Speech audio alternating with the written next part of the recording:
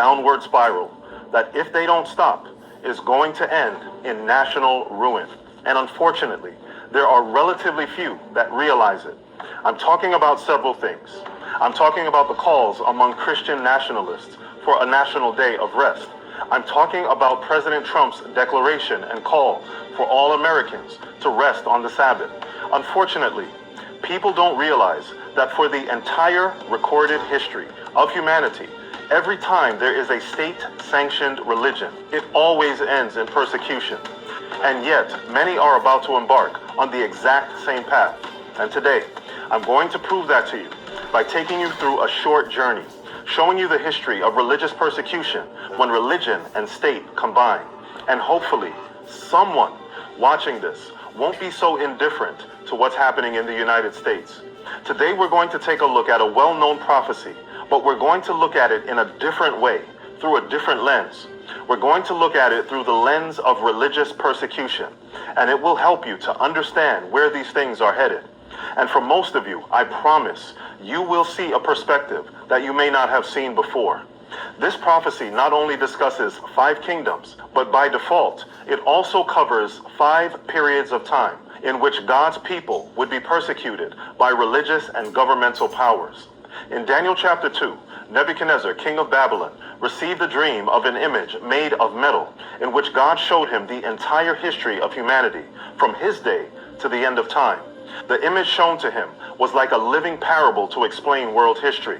It was an image made up of gold, silver, bronze, iron and clay.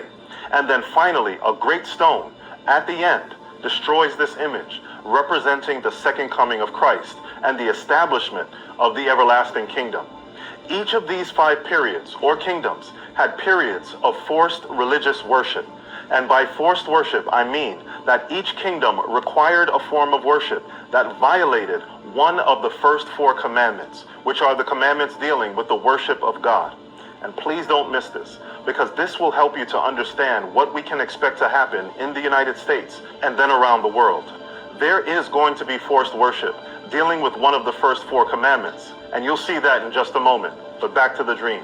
The interpretation of the dream was given to Nebuchadnezzar by the prophet Daniel, and he was told that each part of this image represented a kingdom or a period of time in human history. And please pay close attention, because this prophecy provides us with the framework on which all, and I mean all, end-time prophecy is based.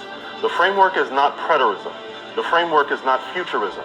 The framework is historicism, as history unfolds over time. Babylon was represented by the head of gold, the Medo-Persian Empire by the chest and arms of silver, the Greek Empire by the thighs of bronze, the pagan Roman Empire by the iron, and the papal Roman Empire represented by the feet of iron and clay. But here's the thing. The feet of iron and clay means so much more because of something else from the vision. In the vision, we see a stone representing God's kingdom, hitting the image and grinding it to pieces. This means that at the end of time, the feet of iron and clay are still in existence. So here's what we need to understand. The iron represents the state, and the clay represents God's people, or the church. We know this because in Jeremiah 18 verse 6, it says that God is the potter, and the children of Israel were the clay. So if the potter represents Israel, then why am I saying that it represents the church? That's because in the New Testament, the Christian church saw themselves as spiritual Israel. This is why Paul said that those who accept Christ are Abraham's seed and heirs according to the promise. This is why the Apostle James wrote in his letter to the 12 tribes scattered throughout the world, even though the literal 12 tribes of Israel were no longer in existence. They understood that they were spiritual Israel. This is how we know that at the end of time, there's going to be this mingling of church and state that began after the Roman Empire and continues until the end of time. With that being settled, let's look at how the history of religious persecution has unfolded throughout history and how it will return again in the future. We'll start with the recorded religious persecution that took place in the Babylonian Empire. We find a record of this in Daniel chapter 3, where Nebuchadnezzar builds an image of solid gold. As a matter of fact, it probably looks similar to the solid gold image of President Trump at Mar-a-Lago, the one where Christians went to a similar type of dedication. Now, I'm not saying that this is specifically prophetic, but it sure is interesting and eerie, to say the least. Anyway, Nebuchadnezzar made a proclamation or a decree that when music was played, everyone was required to bow down and worship, and whoever did not would be thrown into a furnace of fire. Nebuchadnezzar was seeking to maintain the glory of his empire, and he thought that he could do this by forcing people to worship him. As the history goes, there were only 3 that did not go along, and they were indeed thrown into the fire to be killed. However, God delivered them from this and spared their lives, showing God's disdain of forced worship. In this instance, the boys were pressured into breaking the first 2 commandments. Thou shalt not have any other gods before me, and that we are not to worship any graven image. Let's read it to get the full picture. Then Nebuchadnezzar, in rage and fury, gave the command to bring Shadrach, Meshach, and Abednego. So they brought these men before the king.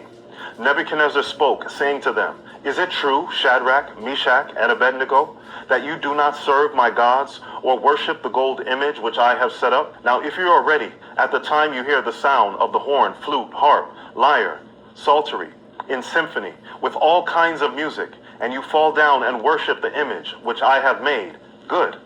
But if you do not worship, you shall be cast immediately into the midst of a burning fiery furnace. And who is the God who will deliver you from my hands?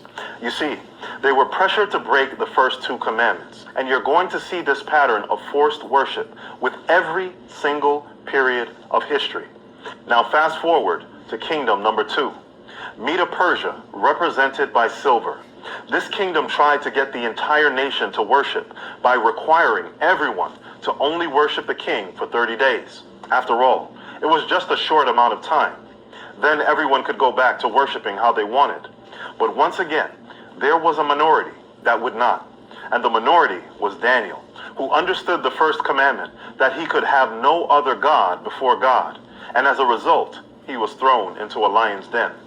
Once again, God preserved the faithful and preserved his life. Once again showing that God does not support forced worship. It says, So these governors and satraps thronged before the king, and said thus to him, King Darius, live forever.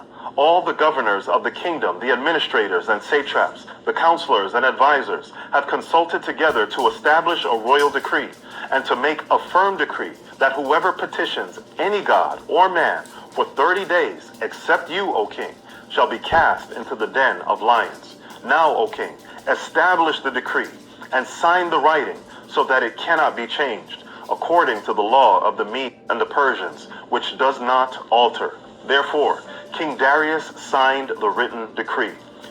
Once again, forced worship against one of God's commandments. And this story is going to repeat itself. Next up was the Greek Empire, started by Alexander the Great. The persecution of God's people is not recorded in Scripture. However, the persecution that took place under the emperor Antiochus Epiphanes is recorded in the historical book of Maccabees, which outlines exactly what took place.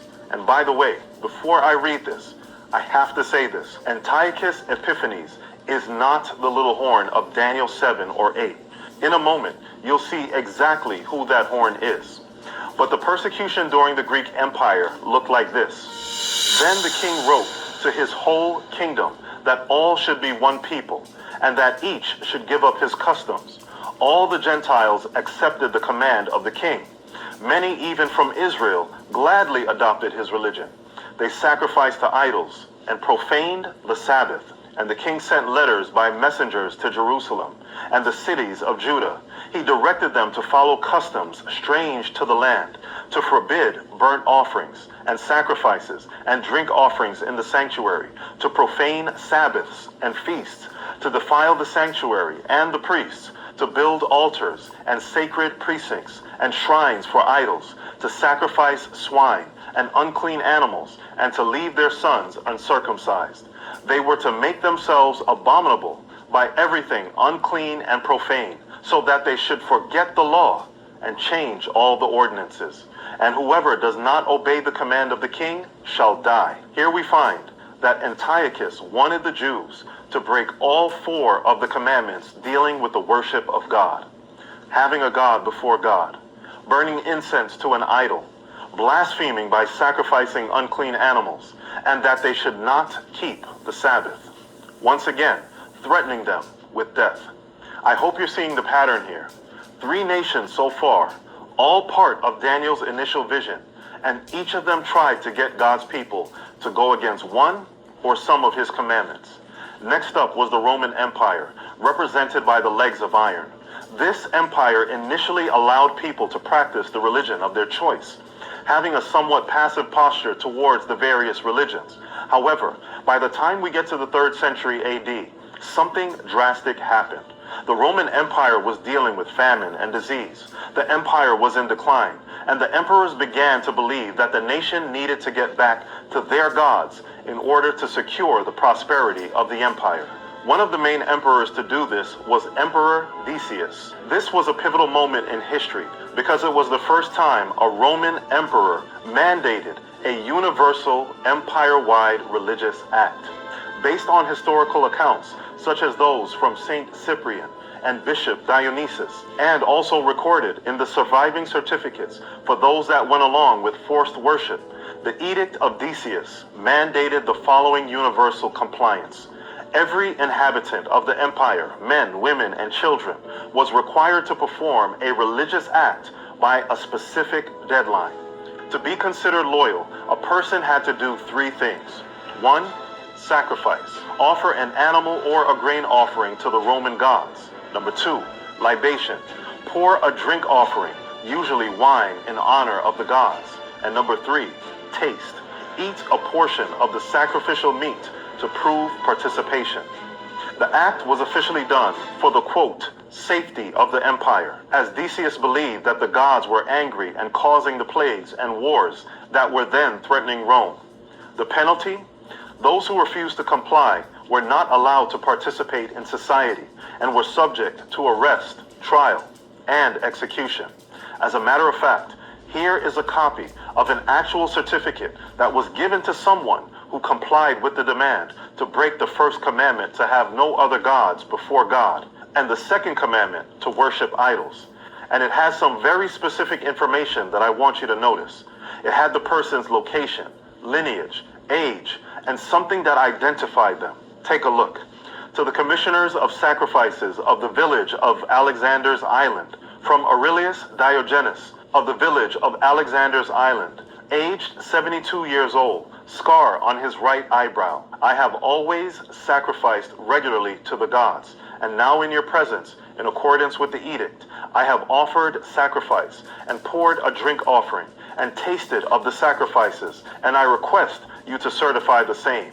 Farewell. Handed in by me, Aurelius Diogenes. I, Aurelius Cyrus, certify that I saw him sacrificing.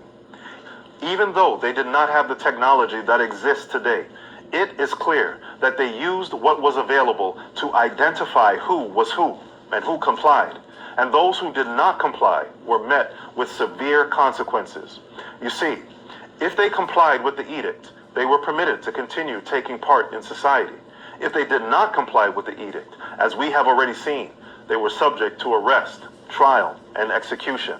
And by the way, to all the preterists out there, this is not the fulfillment of Revelation 13, as Revelation 13 involves forced worship for the entire world, the entire planet, and the forced worship that we just looked at only took place within the context of the Roman Empire.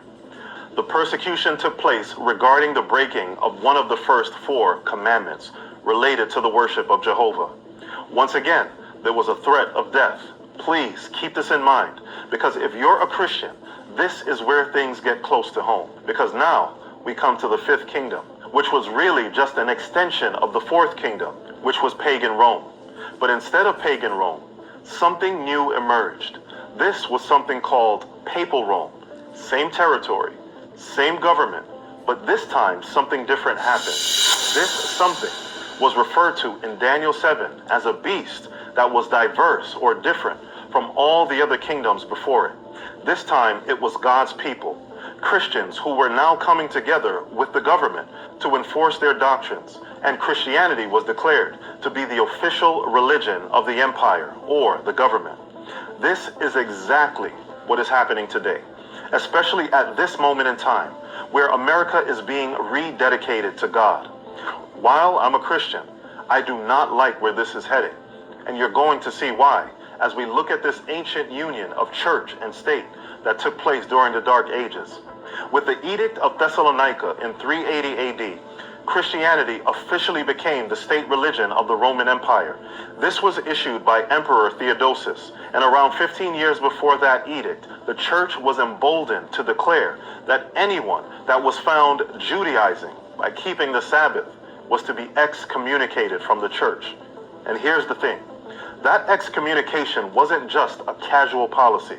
It was made official at the Council of Laodicea around 364 AD, where the church declared in Canon 29 that Christians shall not Judaize and be idle on the Sabbath, but shall work on that day. And anyone who kept the seventh-day Sabbath would be anathema from Christ. Anathema, cursed, cut off. I don't want you to miss this. Since Christianity was the state religion, this also meant that the state would often intervene in matters of faith, with the church using the power of the state to enforce their religion, like when Constantine provided benefits for the Christian church, like giving Christians special treatment when it came to taxes. This continued for centuries and was cemented with the act of Emperor Charlemagne around 800 AD, when he made Sabbath observance mandatory. The state religion had now made it a punishable offense to obey the fourth commandment as God had wrote it. Is it possible that this is going to happen again? Is it possible that Sabbath keepers will eventually be looked at with the same contempt? We'll answer that in just a moment. But what we saw with the papal Roman Empire is exactly what the Bible prophesied in Daniel chapter 7. It said that there would be a power that would emerge, that would think to change times and laws, and that this power would wear out or persecute the saints of God. Charlemagne believed that for his empire to prosper, it needed the favor of God. He viewed Sunday rest not just as a religious suggestion, but as a civil law necessary to ensure uniformity. He wanted to make sure that every person in the empire was living under the same Christian standard. But here we have persecution in the fifth period, the iron and clay period that saw Christians forced to break the fourth commandment by the church and the empire. This is what most Christians today fail to understand, because they believe that the Sabbath was changed from Saturday to Sunday by the church in the first and second centuries, and that everyone just accepted it. But not so. The change from Sabbath to Sunday was a gradual process that took place with suggestions, then threats of being kicked out of the church, and then finally from church and state coming together and threatening those who did not comply. This was the papal Roman Empire. The prophecies of Daniel 7, Daniel 11, and Revelation 13 all declare that this empire would last for 1,260 years, and this is exactly what happened. From 538 AD to 1798 AD, the Bishop of Rome, also known as the Pope, was seen as the state-sanctioned leader of the Roman and then the Holy Roman Empire. And this came to an end, as I said, in 1798. That's when Napoleon's General Berthier took the Pope prisoner. While God and religion are free for politicians to accept and express their faith, they should absolutely never try to suggest through legislative decrees or proclamations that others be compelled to live out that faith, whether they're promoting a true Sabbath or a false Sabbath, or dedicating a country to the true God or a false God. Unfortunately, many Christians are trying to apply the exact same framework today that took place in the papal Roman Empire, especially as it relates to the motives we saw coming from Charlemagne, the first emperor of the so-called Holy Roman Empire, crowned by the Pope. You have Christian leaders who feel the need to rededicate the nation to God, to fix the moral issues around us, which is why what we are seeing take place in the United States regarding the rededication of America to God is so troubling. The 250-year celebration should have been a celebration of freedom based on what the writers of the Constitution understood to be the need to prevent a national religion or a national God.